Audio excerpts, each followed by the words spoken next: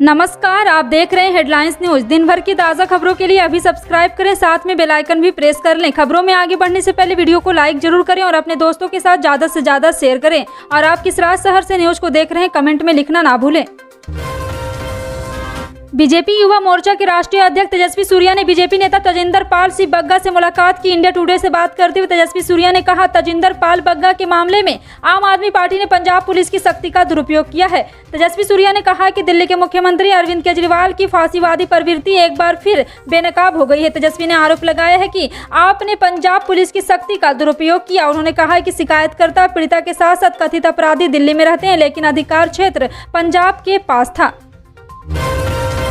BCCI अध्यक्ष सौरव गांगुली और अमित के एक साथ डिनर करने के बाद पश्चिम बंगाल में एक बार फिर विवाद शुरू हो गया है। लेखक और तृणमूल कांग्रेस के विधायक मनोरंजन व्यापारी ने अमित शाह के साथ भोजन करने के लिए सौरव गांगुली की आलोचना की, जिसे व्यापारी बंगाल नफरत कहते हैं। आपको बता दें कि हुगली जिले के बालगढ़ सीट के विधायक व्यापारी ने फेसबुक पर लिखा कि उन्हें उन लोगों पर दया आती है जो सौरव गांगुली को बंगाल का आइकन मानते हैं।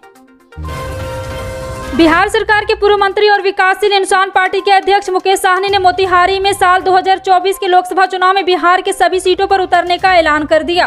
पूर्व पशुपालन मत्स्य मंत्री मुकेश साहनी ने चकिया और मोतिहारी में वीआईपी पार्टी के जिला उपाध्यक्ष मनोज साहनी के आवास पर पत्रकारों से बात करते हुए ये ऐलान किया। उन्होंने इस दौरान चुनावी रणनीतिकार प्रशांत किशोर की राजनीति में आने का स्वागत किया और कहा कि वो बिहार के बेटे हैं और युवा हैं, उनकी अच्छी राजनीतिक सोच है, इसलिए उनका स्वागत होना चाहिए।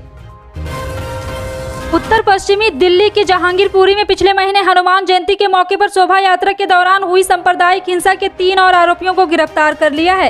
अधिकारियों ने शनिवार को यह जानकारी दी। इसके साथ ही पुलिस ने इस मामले में अभी तक 3 नाबालिग समेत 36 लोगों को गिरफ्तार किया। अधिकारी ने बताया कि जहीर खान उर्फ जलील और अनाबुल उर्फ शेख को शुक्रवार को जहांगीरपुरी से गिरफ्तार किया गया, जबकि तीसरे आरोपी तबरेज को शनिवार को उसी इलाके से गिरफ्तार किया गया। बंगाल की खाड़ी में मंडरा रहे तूफान रविवार शाम 75 किलोमीटर प्रति घंटे की रफ्तार के साथ चक्रवात में तब्दील होने की आशंका है और यह उत्तरी आंध्र प्रदेश तथा ओडिशा के समुद्र तटों की ओर बढ़ सकता है। भारत मौसम विज्ञान विभाग के और यहाँ पे आपको बता दें कि ओडिशा के समुद्र तटों की ओर बढ़ सकता है। भारत मौसम विज्ञान विभाग ने एक विशेष बुलेटिन जारी करके बताया कि मौसम प्रणाली एक दबाव के क्षेत्र में बदल गई है और शनिवार को सुबह 11:30 बजे तूफान कार निकोबार द्वीप में 170 किलोमीटर पश्चिमी और पोर्ट ब्लेयर से 300 किलोमीटर दक्षिणी दक्षिण पश्चिम में स्थित है।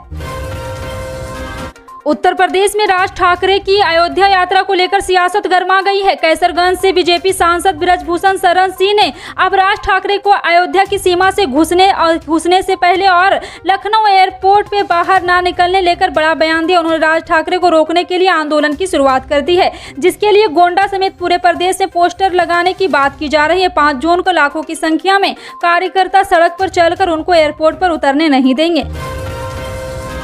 व्हाइट हाउस ने एक बयान में कहा है कि अमेरिकी राष्ट्रपति जो बाइडेन और कनाडा पीएम जस्टिन ट्रूडो ने शुक्रवार को एक फोन कॉल में यूक्रेन को सुरक्षा सहायता प्रदान करने के प्रयासों पर चर्चा की। दोनों नेताओं ने यूक्रेन पर आक्रमण के लिए रूस का जवाबदेह ठहराने की अपनी प्रतिबद्धता को रेखांकित किया। बयान के मुताबिक बाइडेन और ट्रूडो ने जून में लॉस एंजिल्स में अमेरिका के शिखर सम्मेलन में अपनी आगामी भागीदारी पर भी चर्चा की। पिछले महीने पंजाब में हुए विधानसभा चुनाव में बेहतरीन प्रदर्शन के साथ सरकार बनाने वाली आम आदमी पार्टी अब अन्य राज्यों में भी पांव पसार रही है। अब आम आदमी पार्टी ने अपना अगला पड़ाव केंद्र शासित प्रदेश जम्मू कश्मीर को बनाया है। गुरुवार को पार्टी ने अपने विस्तार के लिए जम्मू में अपने पदाधिकारियों की घोषणा की है। आम आदमी पार्टी ने हरजोत सिंह बैस को जम्मू का चुनाव प्रभारी बनाया है। फिलहाल हरजोत सिंह बैस पंजाब सरकार में मंत्री है। वहीं आम आदमी पार्टी के राज्यसभा सांसद संजय सिंह ने कहा है कि बीजेपी ने साबित कर दिया है कि वो गुंडों के साथ मजबूती से खड़े हैं। जिसने एससी के चैम्बर में प्रशांत भूषण को मारा पीटा, बंगाल से लेकर पंजाब तक जो नफरत हिंसा फैला रहा है उसके पक्ष में ये खड़े हैं। वो उसे बचाने में किसी भी हद तक जा सकते हैं। कल से बीजेपी वाले कह रहे हैं पुलिस के दुरुपयोग हो रहा।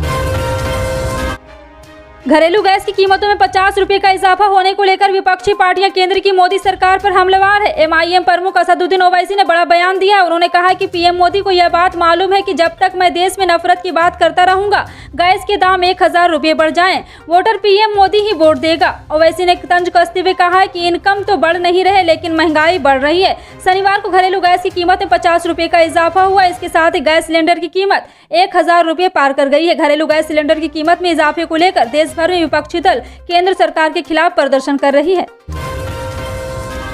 भारतीय जनता पार्टी की गुजरात इकाई के अध्यक्ष सीआर पाटिल ने शनिवार को दिल्ली के मुख्यमंत्री और आम आदमी पार्टी के राष्ट्रीय संयोजक अरविंद केजरीवाल पर निशाना साधते हुए उन्हें महाठग करार दिया और कहा है कि वह मुफ्त सुविधाओं का वादा करके गुजरात के मतदाताओं को लुभाने का प्रयास कर रहे हैं। पाटिल ने कहा है कि ऐसे वादों से आम आदमी पार्टी को गुजरात से वोट नहीं मिलेंगे। केजरीवाल का नाम लिए बिना पाटिल ने कहा है कि जब चुनाव निकट आते हैं तो कुछ नेता बरसाती मेंढक की तरह राज्य में आना शुरू कर देते हैं। गुजरात में विधानसभा चुनाव दिसंबर में होने की संभावना है और आम आदमी पार्टी पिछले 27 वर्षों से राज्य पर शासन कर रही भाजपा को चुनौती देने के लिए प्रमुख प्रतिद्वंदी दल कांग्रेस की जगह लेने की तैयारी कर रही है।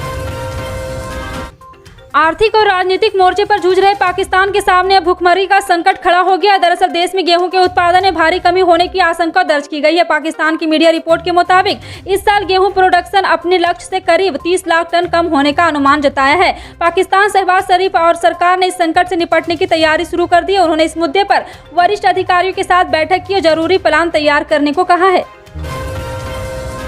देश की राजधानी दिल्ली में शनिवार को तेज धूप रही। पिछले दिनों हुई बारिश के बाद दिल्ली का तापमान एक बार फिर बढ़ गया है। देश के बाकी राज्य में भी भीषण गर्मी और लू से लोग काफी परेशान दिख रहे हैं। इसके साथ ही भारतीय मौसम विज्ञान विभाग ने यहां पे देश के कई राज्यों में भीषण लू चलने की चेतावनी जारी की है। मौसम विभाग के अनुसार 7 से 11 मई के दौरान विदर्भ में और 8 से 11 मई के दौरान पश्चिमी राजस्थान में अलग अलग क्षेत्रों में हीट वेव की स्थिति रहेगी।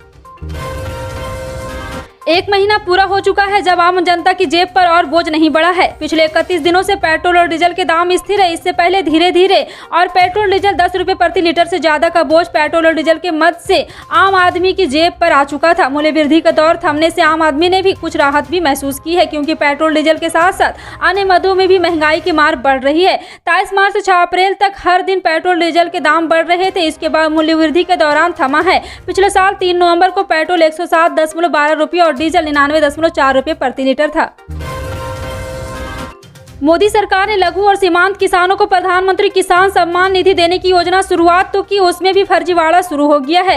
1000 अपात्र लोगों ने 3 करोड़ रुपए की किसान सम्मान हजम कर ली है। भारत सरकार की जांच में यह फर्जीवाड़ा सामने आने के बाद ऐसे अपात्र लोगों को नोटिस जारी कर किसान सम्मान निधि वापस करने को कहा है।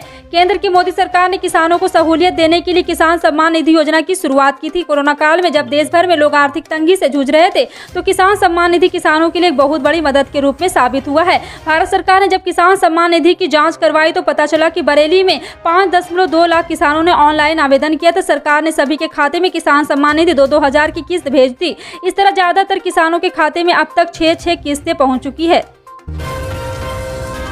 उत्तर प्रदेश विधानसभा चुनाव 2022 भले ही बीत गया हो, सपा को भले ही करारी हार मिली हो, लेकिन जुबानी जंग और सोशल मीडिया पोस्ट में व्यंग थमने का नाम नहीं ले रहा। सपा के राष्ट्रीय अध्यक्ष अखिलेश यादव ने भाजपा 2.0 के राज में कैप्शन के साथ अपने ट्विटर और फेसबुक अकाउंट से योगी सरकार के मंत्री सुरेश खन्ना का एक वीडियो पोस्ट किया है, जिसमें मंत्री जी कुछ लोगों को चश्मा बदलने की नसीहत देने जा रहे हैं। और दरअसल यह वीडियो शुक्रवार का है और आपको बता दें कि जब योगी सरकार के वित्त एवं संसदीय कार्य मंत्री सुरेश खन्ना उन्नाव पहुंचे थे, पत्रकार वार्ता के दौरान मंत्री ने कहा था कि चश्मा बदलिए, उन्नाव का विकास दिखाई पड़ेगा। और अखिलेश यादव द्वारा अपने ट्विटर और फेसबुक अकाउंट से यह वीडियो शेयर किया जाने के बाद सियासी गलियारों में एक बार फिर चर्चा तेज हो गई है। हालांकि उन्नाव दौरे के दौरान मंत्री सुरेश खन्ना ने गोवा आश्चर्य स्थल समेत विभिन्न विकास से जुड़ी परियोजनाओं का निरीक्षण किया था। कांग्रेस 2023 की विधानसभा चुनाव की तैयारियों में जुटी है। आज ग्वालियर में कांग्रेस के तमाम दिग्गज नेता जुटे। बताया जा रहा है कि इस बैठक में आने वाले विधानसभा चुनाव को लेकर रणनीति बनी और इस दौरान कांग्रेसी नेताओं ने केंद्रीय मंत्री ज्योतिरादित्य सिंधिया पर भी जमकर निशाना साधा। कांग्रेस विधायक जयवर्धन सिंह ने भी सिंधिया को लेकर बड़ा बयान दिया है। कांग्रेस की बैठक में शामिल होने ग्वालियर पहुंचे पूर्व मंत्री जयवर्धन सिंह ने ज्योतिरादित्य सिंधिया पर जमकर निशाना साधा। उन्होंने कहा कि कांग्रेस में 2023 की रणनीति तैयार हो रही, जहां सभी एकजुट होकर जनता की परेशानियों को हल करने की रणनीति तैयार करेंगे। और सिंधिया जी भाजपा में जाकर परेशान है और बीजेपी के मूल कार्यकर्ता उनसे परेशान है। भगवंत मान का गुजरात में प्रचार के लिए जाना पंजाब सरकार को बहुत महंगा पड़ा है। नागरिक उड्डयन विभाग के मुख्यमंत्री भगवंत मान से 1 से 3 अप्रैल के बीच गुजरात दौरे के लिए किराए पर लिए गए एक विमान का 44.85 लाख रुपए से ज्यादा बिल प्राप्त हुआ है। 1 से 3 अप्रैल के बीच भगवंत मान दिल्ली के मुख्यमंत्री और आम आदमी पार्टी सुप्रीमो के साथ गुजरात गए थे। राजस्थान के जोधपुर में हुए उपद्रव के बाद से पिछले 5 दिनों से कर्फ्यू जारी है। वहीं अब हालात पहले की तरह पटरी पर आते नजर आ रहा है, जो हिंदू और मुस्लिम एकता को दर्शाया रहा है। और इसी के बीच जोधपुर में हुई हिंसा की 2 अलग-अलग तस्वीरें सामने आ रही, जिसमें पहली तस्वीर में शहर में एक बार फिर से गंगा जमुना तहजीब दिखाई दे रही और दूसरी तस्वीर में शहरवासी पुलिसकर्मी की सेवा करते नजर आ रहे हैं। शहर के हिंदू और मुस्लिम समुदाय के लोग कर्फ्यू ग्रस्त इलाके के खांडा फालसा क्षेत्र के दुधेश्वर महादेव मंदिर पहुंचे और वहां जाकर दोनों धर्म की सैकड़ों लोगों ने मिलकर पूजा अर्चना किया है। अगस्त माह में होने वाले राष्ट्रपति और उपराष्ट्रपति चुनाव के लिए बीजेपी ने कसरत शुरू कर दी है। बीजेपी के लिए हालांकि राष्ट्रपति उपराष्ट्रपति चुनाव जीतना काफी आसान है, लेकिन फिर भी वो कोई जोखिम नहीं लेना चाहते। इसी क्रम में केंद्रीय मंत्री धर्मेंद्र प्रधान ने पहले पड़ाव के लिए बिहार सीएम नीतीश कुमार से मुलाकात की। नीतीश के साथ बैठक इसलिए भी महत्वपूर्ण है क्योंकि वो किस पाले में चले जाएं कुछ कहा नहीं जा सकता। पिछले चुनाव में नीतीश अपना खेमा बदलकर चौंका चुके हैं। केंद्रीय मंत्री धर्मेंद्र प्रधान ने करीब 2 घंटे बिहार सीएम नीतीश कुमार के साथ बैठक की। फिलहाल आपका इन सभी खबरों पर क्या कहना है, कमेंट सेक्शन में टाइप करके जरूर बताएं। पल पल की अपडेट जानने के लिए जुड़े रहें आप अपने हेडलाइंस न्यूज के साथ। मिलते हैं अगली बड़ी खबर में, तब तक के लिए जय हिंद।